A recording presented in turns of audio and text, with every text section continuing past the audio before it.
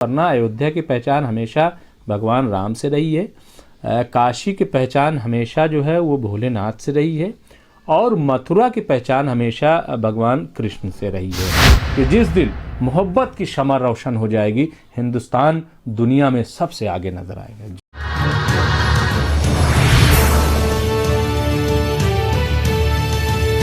जी मुमताज़ साहब, एक सवाल और बहुत अहम है। प्लेस ऑफ वर्शिप एक्ट को 1991 को लेकर सुप्रीम कोर्ट में कल समाअत हुई।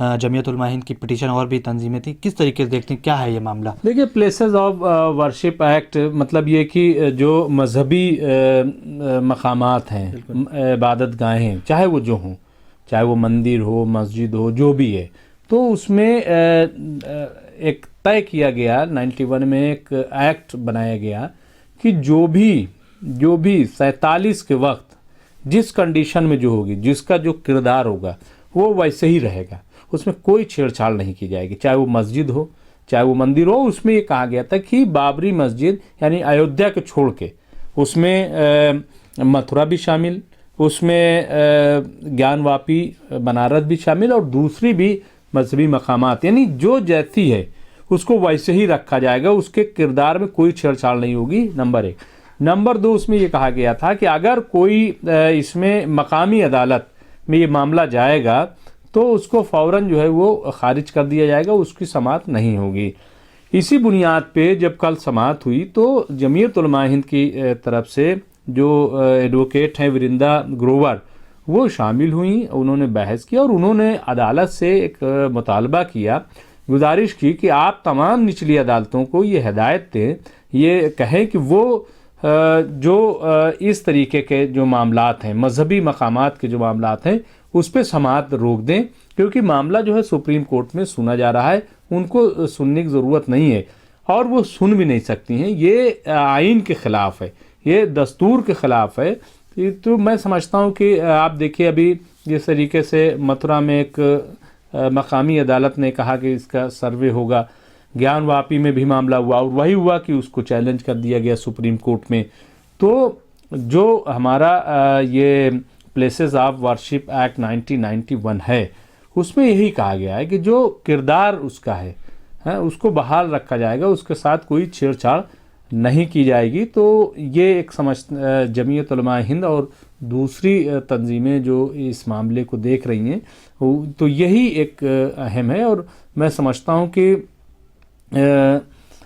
इस चीज़ को कम से कम जो एक्ट है उसको कायम रखा जाए। और जमीयत की जानिब से एक बात और कही गई, ख़ास तौर से मौलाना सैयद अरशद मदनी ने जब बहस हुई तो उन्होंने ये कहा कि हुकूमत को चाहिए कि एक्ट में कोई तब्दीली न करें, बल्कि जो एक्ट है उसको मजबूती के साथ नाफिज करें। यानी ये कि अगर कोई उसमें मुदाखलत करता है, चाहे वो ज्ञानवापी हो, चाहे वो मथुरा हो, या और कोई मकामात हैं, तो उसमें हुकूमत को चाहिए कि वो इस चीज़ को रोके। हर कोई जो तंजीम का नाम भी किसी ने नहीं सुना, वो भी पिटीशन लेकर वहाँ पहुँच गया और उसको कोर्ट सुनती भी है और उस पर फैसला भी, मतलब अपना तबसरा भी देती है और ऑर्डर भी इशू कर देती है, साहब हाँ ठीक है ये होना चाहिए। तो इस तरीके की चीज़ें जो हैं मकामी अदालत नहीं। अच्छा, ये इसकी वजह क्या है? वजह यह है कि देखिए, जब एक्ट बनता है और तो वो एक बहुत बुनियादी चीज़ होती है, उस पर अमल करना पड़ता है। जैसा कि ख़ुद वज़ीर आज़म नरेंद्र मोदी जी और वज़ीर दाखिला अमित शाह जी कहते हैं कि हम कानून का जो है पालन करते हैं और उसको अमली जामा पहनाने की कोशिश करते हैं।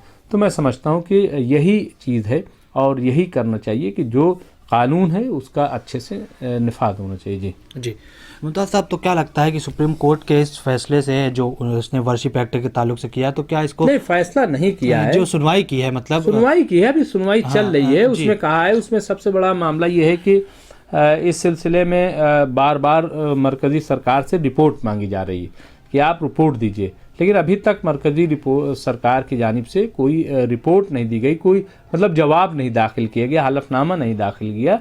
जब मरकज़ी सरकार हलफनामा दाखिल कर देगी, और कई बार समाअत हो चुकी है, तब उसके बाद ही सुप्रीम कोर्ट इस पर कोई फ़ैसला लेगा कि आया ये जो चैलेंज किए जाते हैं मकामी अदालत में और जिस तरीके की चीज़ें हो रही, क्या ये सही है या गलत है, क्या है, और इस एक्ट में क्या होना चाहिए, वो सुप्रीम कोर्ट देखेगा। लेकिन उससे पहले ख़ुद मरकज़ी सरकार जो है वो जवाब दाखिल करे कि आखिर वो इस सिलसिले में अपनी क्या राय रखती है। जी, लेकिन सवाल ये है कि जिस तरीके से लोग मथुरा काशी लेने की बात करते हैं, अयोध्या की बात कहते हैं कि मथुरा काशी बाकी है, तो उन पर क्या गुजरेगी? जो जिस तरीके से आपने कहा 47 के बाद वाली चीज़ें बरकरार देखिए, ऐसा है कि ये बेकार की बातें हैं। मैं हमेशा कहता आया हूँ कि तीनों मकामात पर, देखिए बाबरी मस्जिद तो उसको इशू बना दिया गया इसलिए वो इतना हाईलाइट हुआ, वरना अयोध्या की पहचान हमेशा भगवान राम से रही है, काशी की पहचान हमेशा जो है वो भोलेनाथ से रही है, और मथुरा की पहचान हमेशा भगवान कृष्ण से रही है। यहाँ कहीं कोई ईदगाह से पहचान उसकी नहीं है। वहाँ जो लोग जाते हैं मथुरा वो या वृंदावन, वो भगवान कृष्ण के चाहने वाले वहाँ जाते हैं, और यही वजह है कि नज़ीर अकबराबादी ने ईदगाह पर कोई नज़्म नहीं लिखी है, बिल्कुल, बल्कि उन्होंने भगवान कृष्ण के सिलसिले में नज़में लिखी हैं। और आप जो घाट काशी जब जाएं, काशी विश्वनाथ या काशी पूरा जो है, तो वहाँ जो भोलेनाथ हैं, जो भगवान शंकर, और तो वहाँ पे उनकी उपासना होती है, और उसी वहाँ उन्हीं के चाहने वाले जाते हैं। वहाँ कोई ज्ञानवापी मस्जिद है इसलिए कोई वहाँ पे घूमने टहलने नहीं जाता है। तो एक चीज़, इसी तरीके से अयोध्या में भी मस्जिद एक थी, बाबरी मस्जिद। वो कोई ऐसा थोड़ा ही था कि मतलब ऐसी चीज़ थी कि वहाँ लोग साहब जा रहे थे, नहीं, वहाँ जो जाते थे वो भगवान राम के उससे जाते थे। तो इसलिए इसको बिला वजह का एक बखेड़ा खड़ा किया जा रहा है, इसको एक सियासी रंग दिया जा रहा है, ऐसा कुछ भी नहीं है। और फिर हिंदुस्तान भी अपने आप में, हिंदुस्तान की जो ज़मीन है वो हिंदुस्तान की ज़मीन है। यहाँ की जो तारीख़ है वो हज़रत आदम से लेकर के और जितने लोग आए, फिर हम ये कहते हैं 1,24,000 अंबिया अल्लाह ताला ने ज़मीन पर भेजे हैं। और ये भी कुरान में कहा गया है कि कोई ऐसा ख़ित्ता नहीं है कि जहाँ पर हमने अपने पैगंबर न भेजे हों। तो अगर इस नुक्ते नज़र से देखें तो इतनी बड़ी सरज़मीन हिंदुस्तान की कैसे खाली रह सकती है? तो यही तमाम लोग जो है वो पैगंबर हैं, जो अंबिया हैं, जो अल्लाह की जानिब से पैगाम लेकर के आए और अच्छी बातों को फैलाने की कोशिश की, जो बुराइयां थी उनको ख़त्म करने की कोशिश की। जो भगवान राम हो, उन्होंने भी आप देखिए कि तपस्या की और उसके बाद बुराई को ख़त्म किया। अहंकार रावण का जो था उसको तोड़ा, दुनिया को एक पैगाम दिया कि आप कितने बड़े विज्ञानी हो, लेकिन अहंकार जो है वो अच्छी चीज़ नहीं है, उसको ख़त्म कीजिए। यही चीज़ आप देख लीजिए कि महाभारत में भगवान कृष्ण ने अर्जुन का साथ दे करके, अर्जुन मतलब एक सच्चाई, और सच्चाई का साथ दे करके जो बुराई थी, जो कौरव थे, वो दुर्योधन और उनकी पूरी फैमिली, जिस तरीके से तो वो गलत जो थे उनको ख़त्म करने का काम किया। तो इसी तरीके से हर बुराई को असल में मकसद क्या है कि बुराई को ख़त्म करना जो है असल मकसद है, और उसी चीज़ बुनियाद पे हम चीज़ों को याद करते हैं। तो इसलिए हिंदुस्तान की सरज़मीन जो है वो हमेशा देवताओं की ज़मीन रही है।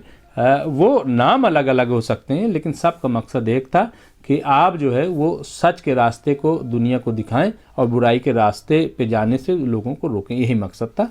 तो इसलिए ये सब झगड़े जो हैं वो बेकार के झगड़े हैं, फालतू के झगड़े हैं, और इन झगड़ों को रोकना चाहिए। मैं फिर एक बार ये कहूँगा आपके चैनल के ज़रिए कि अयोध्या की पहचान भगवान श्री राम से हमेशा रही है और रहेगी। इसी तरीके से काशी विश्वनाथ की पहचान जो है वो भोलेनाथ से थी और रहेगी। और इसी तरीके से मथुरा की पहचान, मथुरा में जो भगवान श्री कृष्ण है उनसे रही है और वो रहेगी। इसलिए इसमें कोई दो राय नहीं है। इसलिए बिला वजह झगड़ा, ईदगाह से कहीं कोई नुकसान नहीं है। और वहाँ अगर मस्जिद भी है और अगर कुछ लोग जाते हैं, हमने तो यहाँ देखा, गुजरात में हमने देखा है कि जब हालात ख़राब होते हैं, सैलाब आता है या कुछ ऐसी चीज़ होती है, आपदा आती है, तो मंदिरों में जा कर के लोग नमाज़ पढ़ लेते हैं। तो क्या मंदिर की पहचान ख़त्म हो जाती है? नहीं ख़त्म होती। मैंने ऐसा देखा है कि अभी जब कोरोना और दूसरी चीज़ें हैं तो मस्जिदों में लोग जो है हिंदू भाई पनाह लेते हैं और वहाँ पे उनको खाना पीना, अभी कई ऐसी मस्जिदें थीं जिसको कोविड सेंटर तक बना दिया गया, लेकिन वो मस्जिद ही अल्लाह का घर ही कहलाएगी, उससे उसका कैरेक्टर नहीं बदलता है। बिल्कुल। तो इसीलिए कैरेक्टर कोई थोड़ी बदल रहा है। तो इसलिए ये झगड़ा भाई बंद कर दें और प्यार मोहब्बत से जो है इस दुनिया को, इस हिंदुस्तान को आगे बढ़ाएं। और मुझे पूरा यकीन है कि जिस दिन मोहब्बत की शमा रोशन हो जाएगी, हिंदुस्तान दुनिया में सबसे आगे नजर आएगा। जी मुमताज़ साहब, बहुत बहुत शुक्रिया। शुक्रिया बहुत।